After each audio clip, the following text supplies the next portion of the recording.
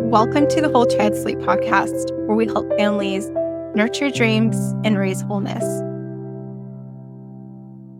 Hello, everyone, and welcome to the Whole Child Sleep podcast. I'm your host, Meyer Hartzheim, and today we are tackling the topic of how do I respond when my kiddo wakes up at night? There are several factors we will want to consider here. Number one is age. Number two is what type of waking is this? Is it a healthy waking or non-healthy waking? We will go into that. And thirdly is, have you sleep trained? Are you in the process of sleep training, or have you decided that you will not be sleep training? So let's dig into all these factors. Firstly is age. So if your kiddo is 6 months old or younger, you will want to simply respond in a way that helps you both get the most sleep. So in the way that helps your kiddo fall back to sleep most easily. And of course, we want to do that safely. So I will post safe sleep guidelines in the show notes. So check that out. But yes, if your kiddo is 6 months and younger, they are still developing their self-soothing skills. So we won't want to require that they self-soothe just yet. However, if you have decided to do child-led sleep shaping, then you may need to respond differently. However, that's of course dependent on the situation. So please reach out if you have questions about that. The second factor is if your kiddo is 6 months old and older, is if they have healthy waking versus a non-healthy waking. In the last decade of working with families, I have learned the following. If a child wakes up and they are difficult to settle, restless, and very tearful during the waking, that is what I consider an unhealthy waking. However, if your kiddo wakes up and they just need to check that you're there or need a quick nursing and fall back to sleep easily, that is what I consider a healthy waking. For a non-healthy waking, there are several factors that may be causing those unhealthy wakings to happen. You will always want to check for underlying health conditions. So I want you all to go listen to my ultimate readiness checklist for sleep training your kiddo. I will post that in the show notes.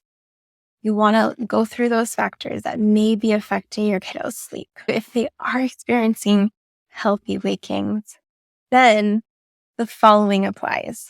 Number one, if you've decided that you do not want to sleep train at all, that's totally okay. Simply help your kiddo back to sleep in the way that helps them fall asleep quickest and helps you both get the most sleep possible. Of course, again, considering safe sleep guidelines. And if you are in the process of sleep training, and I always recommend gentle sleep training, it would be highly dependent on where you are in the process of sleep training, how you would respond to that specific waking. So if you need support on that, please reach out. There are too many factors to list here as to how to respond in each situation. So I'm not able to go over that right now. And then lastly, if you have already sleep trained and your kiddo is experiencing the night waking, what you want to consider is, are they sick? Are they feverish? Or have they just had a cortisol spike from some sort of excitement, a birthday party, traveling, etc.? If they're sick, I normally recommend that you simply put kiddo back to sleep. It's just really uncomfortable to be sick and then sometimes just need extra comfort. So I know not all sleep coaches recommend that, but that is what I recommend or offer as an option to parents. You will have to reintroduce independent sleep afterwards. That is absolutely doable.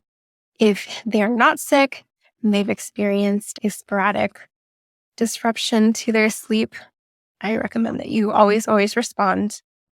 However, the way you respond to this type of waking, you may not need to offer them a large amount of assistance here.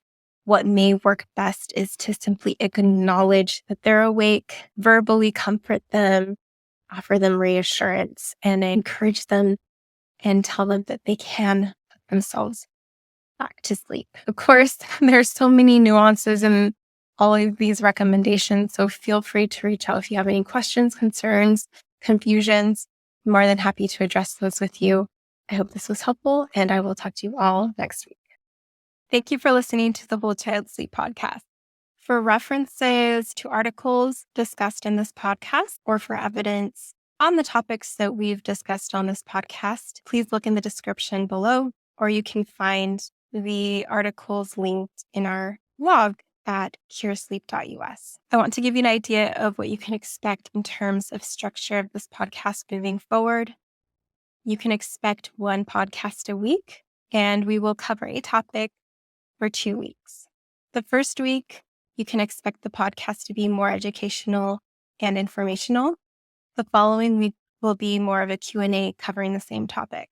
If you have a question that you would like us to answer during the Q&A podcast, please send them in at 406-551-4083. And if you've found this podcast to be helpful, we ask that you share it. We would love to reach more tired families. We also ask that you subscribe and like and give us a 5-star review.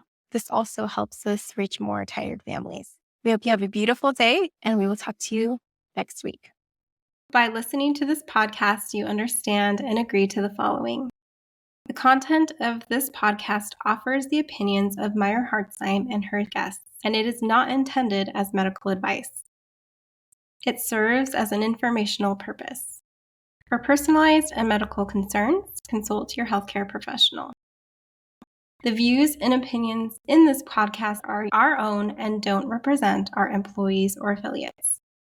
The views of the guests in this podcast are their own and do not necessarily reflect that of Cure Sleep Group. Our podcast and website are not for legal purposes, such as establishing a standard of care or expert witness testimony. We don't guarantee the accuracy of statements or opinions.